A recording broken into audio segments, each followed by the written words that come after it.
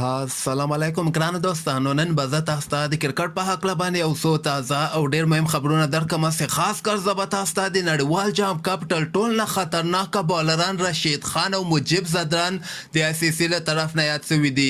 بل به زه تاسو ته د حسن عیسی خیل دغه څلورمه لوبه په پاکستان جونیور لیګ کې کله ترسره کیدونکې ده هغه به زه تاسو ته وایم او د آی سی سی له طرف نه دغه تازه درجه بندۍ هم اعلان شوي دي. دغه کې به زه تاسو ته د افغانستان لوبغاړو درجه بندۍ مخیمه او بل به زه تاسو ته د رشید خان په هکله باندې یو خبر درکړم چې رشید خان یو ځل بیا د افغانانو زړونه ګټلي دي. مهم معلومات در سره شریکوم. ویډیو تر اخره پورې وګورئ، په هر څه به تاسو پوهیږئ. نو راځم اول زه تاسو ته د آی سی سی له طرف نه دغه د افغانستان رشید خان او مجیب زدران چې کوم دي د نړیوال جام کپ تر ټولو نه خطرناکه بالران یعنی سپین بالران چې کوم دي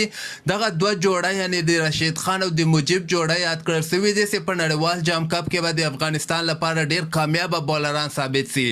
دغه تر ټول نه یعنی خطرناک ټیم د افغانستان سو چې دوی سره رشید خان مجیب او همدغه سه محمد نبی غوندې سپینران دي چې دا به ټول نه خطرناک سپین بالران چې کوم ټیم سره دی هغه افغانستان یاد شوی ده. دویم نمبر باندې بیا د پاکستان ټیم سره یعنی خطرناک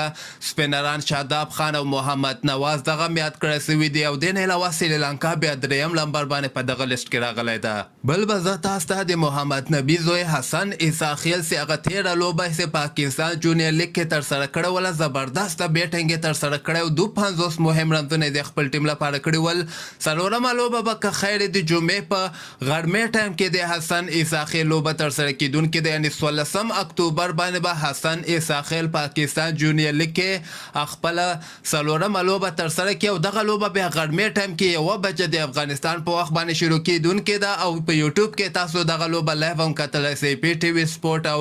جیو سوپر کې هم تاسو دغه لوبه لایف کتلی شئ. او د نه علاوه به زه تاسو ته وایم چې نن د استرالیا او د انګلند دویمه شره وریځه لوبه هم ترسره شوې وله، خو دغه لوبه بیا انګلند په 8 رنزو باندې ګټلې ده. ډېره زبردسته لوبه ترسره شوله. انګلند اول بیټینګ ترسره کړی، یو سل نهه رنزه ټارګټ یې استرالیا ته ورکړی و. استرالیا بیا یو سل اویا پورې دغه رنزونه رسولي او همدغسې ټول اوړونه ختم شوي دي. په 8 رنزو باندې انګلند دغه دویمه شره وریځه لوبه هم وګټله. نو دغه د درې میچو سیریز خو انګلند خپل نوم باندې که یوه بله لوبه هم دوی خپل مابین کې ترسره کړي او هغه لوبه د جمعې په ورځ باندې یعنې 16 اکتوبر باندې شروع کیدونکې ده. 12 بجې غرمې ټایم کې د افغانستان په وخت باندې هغه لوبه شروع کیږي او تاسو کولی شئ په ټین سپورټ کې دغه لوبه لایو هم وګورئ. او بل به زه تاسو ته دغه د آی سی سی له طرف نه د تازه درجه بندۍ اعلان شوې ده چې په دغه کې د افغانستان محمد نبی په الراونډرانو د درجه بندۍ کې اول مقام لري، 240 پوینټونه لري. دویم نمبر باندې شاکب الحسن ده، دریم نمبر باندې موین علي ده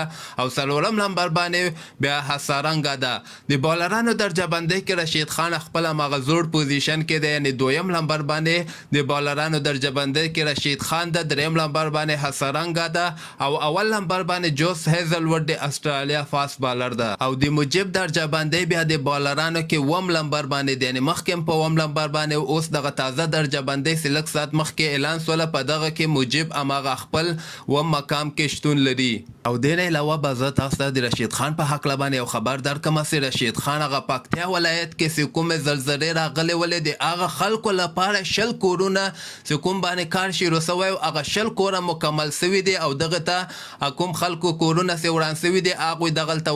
ورغلي هم دي چې د همدغه خلکو لپاره رشید خان یو کمپین هم شروع کړی چې افغانانو ورته ډېره زیاته مرسته لیږلې وله او بعضې پیسې ورته رشید خان اچولي دي او دغه کورونه ورته جوړ کړي دي چې یو ډېر زبردست کار د افغانانو لپاره کړی ده.